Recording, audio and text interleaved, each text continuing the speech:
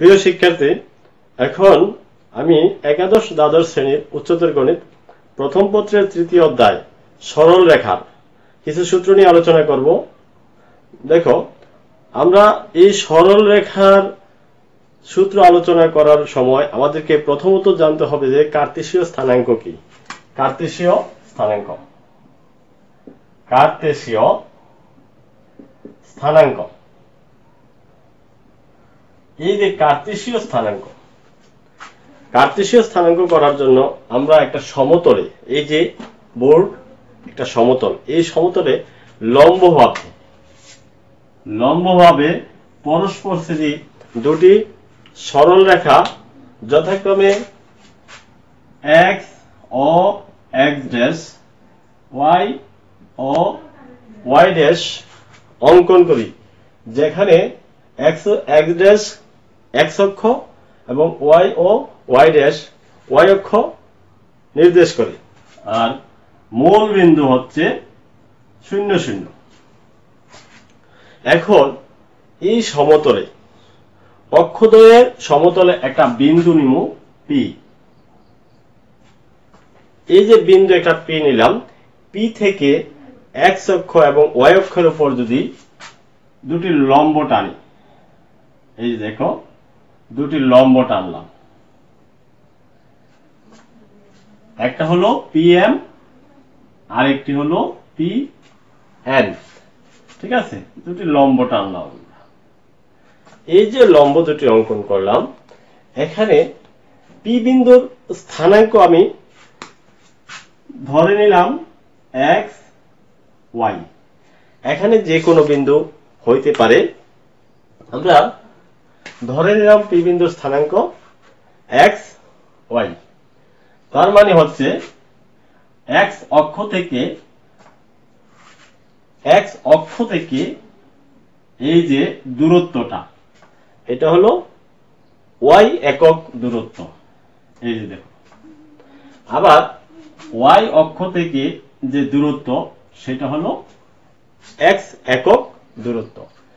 এই যে x, এটাকে আমরা বলবো ভুজ, আর এটাকে বলা হয় কুটি। এই যে ভুজ এবং কুটি মিলে হয়ে গেল একটি স্থানাঙ্ক। এবার আমরা দেখি, এই যে চিত্রটা অঙ্কন করেছি, আমরা এই পরস্পরস্থিতি সরল রেখা অঙ্কন করায় দেখা গেছে যে চারটা অংশ বিভক্ত হয়ে গেছে। প্রথম অংশটাকে বলা হয় প্রথম চতুর্ভাগ, দ্বিতীয় চতুর্ভাগ, তৃতীয় চতুর্ভাগ, চতুর্থ চতুর্ভাগ।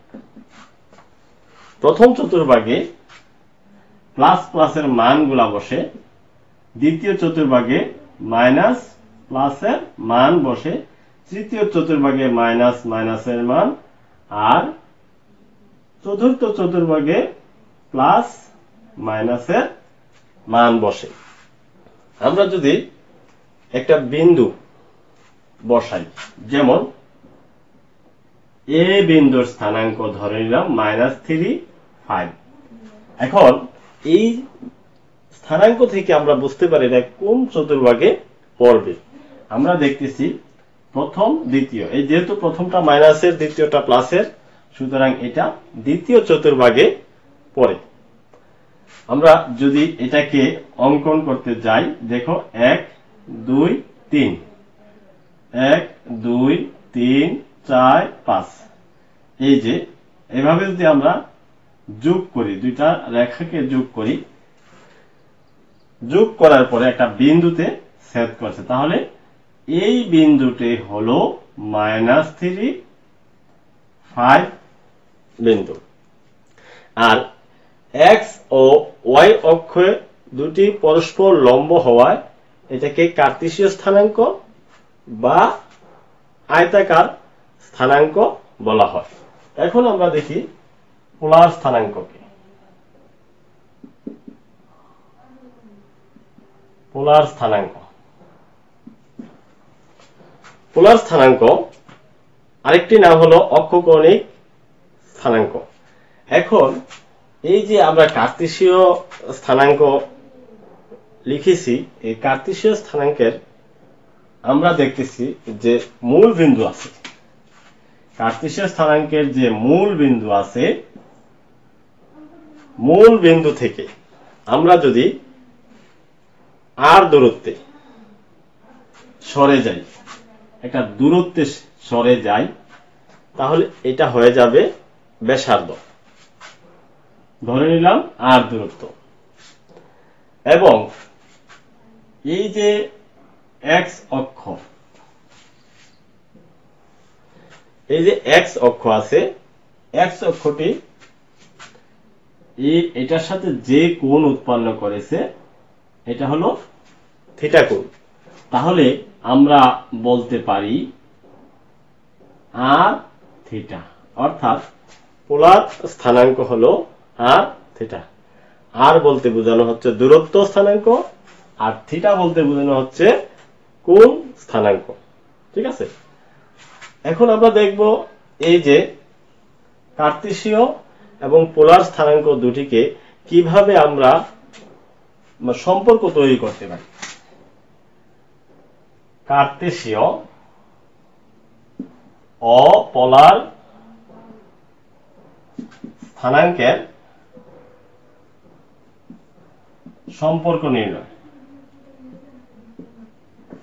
আমরা এটা কিভাবে নির্ণয় করতে পারি। আমরা একটা চিত্র অঙ্কন করেছি পোলার স্থানাঙ্ক, আবার চিত্র অঙ্কন করেছি কার্তেশীয় স্থানাঙ্ক। এখন এই দুটি স্থানাঙ্ককে একটি চিত্রের মাধ্যমে আমি যদি উল্লেখ করি, তখন দেখা যাচ্ছে যে এই যে দেখো, আমরা এই যে পেলাম, এই যে এখান থেকে এই পর্যন্ত, তার মানে এখান থেকে এই পর্যন্ত সমান। তাহলে এটা যদি আর হয়, এটা যদি থিটা হয়, আমরা এটাকে বলতে পারি একটা কার্তেশীয় পোলার স্থানাঙ্ক আর থিটা। আবার যেহেতু মূল বিন্দু থেকে এক্স একক দূরত্বে এবং মূল বিন্দু থেকে ওয়াই অক্ষ ওয়াই একক দূরত্বে গেছে, সেই কারণে আমরা এটাকে বলতে পারি কার্তেশীয় স্থানাঙ্ক। তাহলে পোলার এবং কার্তেশীয় স্থানাঙ্কের মধ্যে যদি আমি সম্পর্ক নির্ণয় করতে চাই, তখন দেখা যাচ্ছে যে এখানে একটা সমকোণী ত্রিভুজ উৎপন্ন হয়ে গেছে। এই সমকোণী ত্রিভুজের ধরে নিলাম পি ও এম, এই যে পি ও এম সমকোণী ত্রিভুজ উৎপন্ন হলো, পি ও এম সমকোণী ত্রিভুজে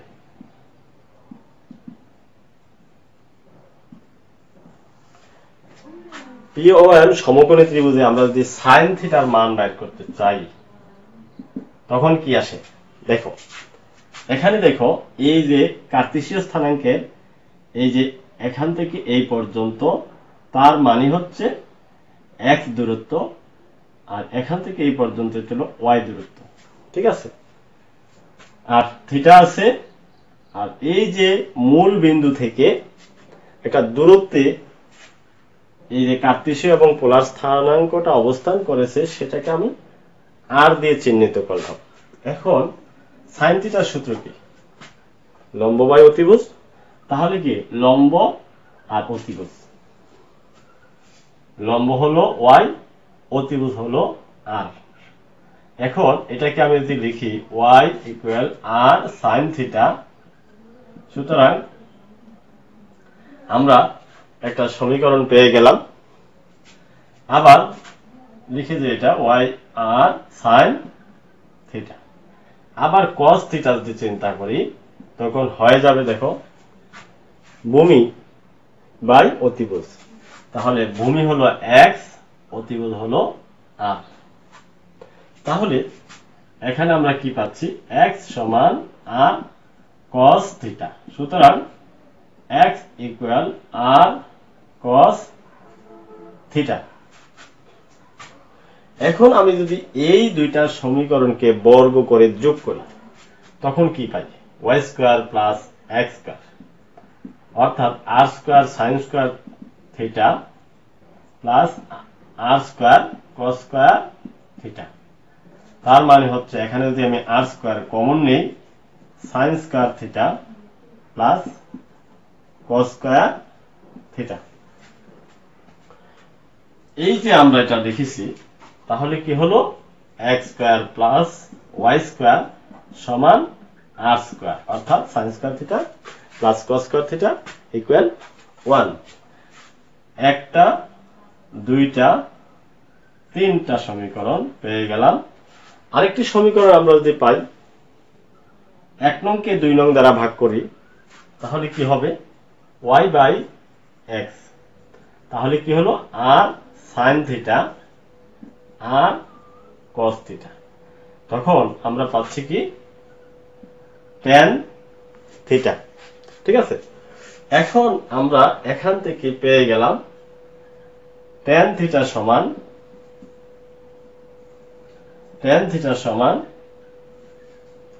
y বাই x। তাহলে আমরা যে তিনটা মান পেলাম, চারটা মান পেলাম, একটা, দুইটা, তিনটা, চারটা, এই চারটি সমীকরণ দ্বারাই নির্দেশ করে কার্তেশীয় এবং পোলার স্থানাঙ্কের সম্পর্ক। এটাকে আমি আরেকটু লিখতে পারি, theta equal tan inverse y by x। এই যে মডুলাস দিয়ে দিলাম বা পরম মান দিয়ে দিলাম, তার কারণ আমরা কিন্তু কাজ করেছি প্রথম চতুর্ভাগ নিয়ে। প্রথম চতুর্ভাগে আমরা জানি প্লাস প্লাস, এখন যদি দ্বিতীয় চতুর্ভাগ হয় তাহলে তো প্লাস প্লাস হবে না, সেখানে হবে কি মাইনাস প্লাস। তাহলে মাইনাস প্লাস যদি হয়ে থাকে, সেখানে আমরা কি করব, প্রথমটা মাইনাসের, দ্বিতীয়টা প্লাসের, তাহলে মাইনাস প্লাস এসে পড়বে। তখন আমাকে এটা কি করতে হবে, এই পরম মান বা মডুলাস চিহ্নটা দেওয়া এখানে ধনাত্মক মান নির্দেশ করে। এভাবে আমরা কি করতে পারি, কার্তেশীয় ও পোলার স্থানাঙ্কের সম্পর্ক নির্ণয় করতে পারি।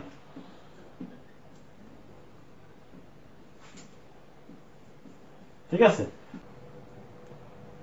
এখন আমরা দেখব যে পোলার স্থানাঙ্ক নির্ণয় করতে যেমন আর থিটা বের করার প্রয়োজন হয়, তাহলে আর এর মান কিন্তু আমরা বের করতে পারি R square equal to x square plus y square এর মাধ্যমে, অর্থাৎ আর এর মান আমরা পেয়ে যাই x square plus y square এর মানে। কিন্তু থিটার মান বিভিন্ন রকমের হবে, কারণ এই যে x অক্ষ y অক্ষ আছে, একটা মান মনে করো যে 3, 5, তাহলে এই বিন্দুটা কোন চতুর্ভাগে, দ্বিতীয় চতুর্ভাগে। ঠিক আছে, তাহলে দ্বিতীয় চতুর্ভাগে যদি হয়ে থাকে, মনে করে নিলাম এই জায়গায় অবস্থান করছে, যদি এভাবে হয়, তাহলে আমি যদি থিটা এটাকে চিহ্নিত করে থাকি, থিটার মানটা বের করতে গেলে কি করতে হবে, 180 অর্থাৎ পাই মাইনাস এই যে এই অংশটা বাদ দিতে হবে। ধরে নিলাম এটা আলফা, পাই মাইনাস আলফা। থিটার মান যদি আমি বের করতে চাই, 180 থেকে আলফা বাদ দিলেই আমি কি পাবো, থিটার মানটা পেয়ে যাব। আর আলফা বলতে আমরা বুঝি, যেমন এই একটা সমকোণী ত্রিভুজ, এটা যদি আলফা কোণ হয়ে থাকে, ঠিক আছে, আলফা কোণ যদি হয়ে থাকে, তাহলে কি হলো tan alpha equal y by x, tan alpha equal y by x। তাহলে এখানে আমরা দেখতেছি যে এটা যদি y হয়, এটা যদি x হয়, তাহলে আমরা এখান থেকে আলফার মান বের করতে পারি, y বাই x মান বের করতে পারি আমরা, এই মানটা আমরা বের করতে পারি alpha equal tan inverse y by x। ঠিক আছে, এই যে আলফা মানটা আমি বের করলাম, এই কারণে আমরা বলতেছি যে যদি থিটার মান বিভিন্ন চতুর্ভাগে বিভিন্ন রকম হবে, প্রথম চতুর্ভাগে যদি হয়, প্রথম চতুর্ভাগে যদি থিটার মানটা চিন্তা করি, তখন আমরা দেখতেছি theta equal tan inverse y by x। এখন দ্বিতীয় চতুর্ভাগ, যদি দ্বিতীয় চতুর্ভাগে হয় তাহলে কি হবে, এটা যদি থিটা হয়, ঠিক আছে, এটা যদি থিটা হয় তাহলে আমি কি পাবো, থিটার মানটা পেয়ে যাব tan ইনভার্স, সরি এটা হবে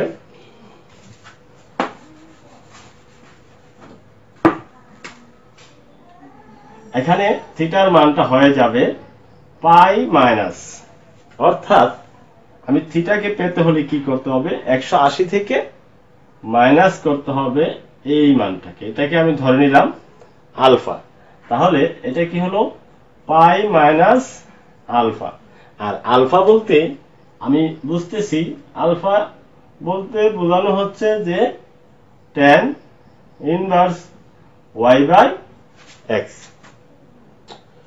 তেমনি ভাবে যদি তৃতীয় চতুর্ভাগে হয়, তৃতীয় চতুর্ভাগ এই যে, তাহলে কি হয়, এই যে এটা যদি থিটা হয় তাহলে থিটার মানটা আমরা কি পাবো, 180 প্লাস আলফা, 180 প্লাস আলফা, অর্থাৎ পাই প্লাস আলফা, আমি আগে একটু লিখে নিই, পাই প্লাস আলফা, অর্থাৎ আলফা বলতে আমরা বুঝি tan inverse y by x। এরপরে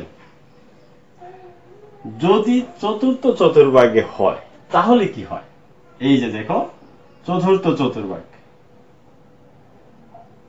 এই যে থিটার মানটা যদি আমি পেতে চাই তাহলে কি করতে হবে, এই যে দেখো এটা যদি আলফা হয়ে থাকে, আমি একটু বাহিরে লিখে নিছি সমস্যা নেই, এই যে থিটা, থিটা পেতে হলে আমাকে কি করতে হবে, 2 পাই, অর্থাৎ 360 ডিগ্রি থেকে বাদ যাবে আলফা, অর্থাৎ 2 pi minus tan inverse y by x।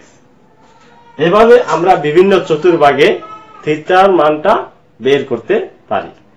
এখন আমি এই যে বিভিন্ন চতুর্ভাগে থিটার মান বের করেছি, সেই থিটার মানের মাধ্যমে আমি যদি একটি পোলার স্থানাঙ্ক বের করতে চাই, মনে করো একটি স্থানাঙ্ক হলো 3 -3 √3, এটা কি দিলাম আমি, এটা দিয়ে দিলাম আমি কার্তেশীয় স্থানাঙ্ক। এখন এই কার্তেশীয় স্থানাঙ্ক থেকে যদি আমি পোলার স্থানাঙ্ক নির্ণয় করতে চাই তাহলে কি করা লাগবে, খেয়াল করো, তাহলে পোলার স্থানাঙ্ক হলো r থিটা, ঠিক আছে, r বলতে আমি বুঝি x square plus y square, x বলতে -3 আর y বলতে বুঝি √3, অর্থাৎ 9 প্লাস 3, তাহলে কি হলো 12 2 √3, ঠিক আছে, তাহলে আমি r এর মানটা পেয়ে গেলাম। এবার থিটার মান বের করতে গেলে কোন দিকে যেতে হবে, দেখো থিটার মানটা যদি আমরা বের করতে চাই 1 2, এই যে দেখো এই যে থিটার মান, এই যে আমাদের পোলার কার্তেশীয় স্থানাঙ্কটা আছে, এটা কোন চতুর্ভাগে, দ্বিতীয় চতুর্ভাগে, তাহলে আমি যদি থিটার মান বের করতে চাই তাহলে আমার কোন সূত্র ব্যবহার করতে হবে, theta equal pi minus tan inverse, pi minus tan inverse y by x। এই যে মানটা আমি বের করব, pi minus tan inverse y, এই যে আমি একটু চিত্রটা অঙ্কন করে নেই তাহলে তোমাদের বুঝতে সুবিধা হবে। এই যে এখন এখানে দেখা যাচ্ছে এটা হলো y, কিন্তু এখানে আমাদের মান দেওয়া হচ্ছে y হলো √3 আর x হলো -3, ঠিক আছে, তাহলে এখানে আমরা লিখতে পারি মডুলাস √3 বাই -3, আর -3 মানে হচ্ছে এখানে প্লাসের 3 হয়ে যাবে, এই যে tan ইনভার্স মডুলাস √3 বাই 3। আমরা এটাকে ভাঙতে পারি কিভাবে, দেখো পাই মাইনাস tan ইনভার্স এটা হয়ে গেল 1/√3। এই যে 1/√3, 1/√3 বলতে আমরা বুঝি পাই মাইনাস, দেখো আমরা এটা একটু এদিকে রাখি, এই দেখো এটা কি হয়ে গেল tan ইনভার্স tan π/6। এখানে আমরা পেয়ে গেলাম পাই মাইনাস π/6, অর্থাৎ রেজাল্টটা হচ্ছে 5π/6। তাহলে আমরা থিটার মান পেলাম, আর এর মান পেলাম, অর্থাৎ পোলার স্থানাঙ্ক পেয়ে গেলাম। পরবর্তীতে আমি এই পোলার স্থানাঙ্ক থেকে কিভাবে কার্তেশীয় স্থানাঙ্ক, আবার কার্তেশীয় স্থানাঙ্ক থেকে কিভাবে পোলার স্থানাঙ্ক নির্ণয় করা যায়, ওইটা নিয়ে আরেকটি ক্লাস আমি পরবর্তীতে করব। তোমরা সবাই ভালো থাকবে।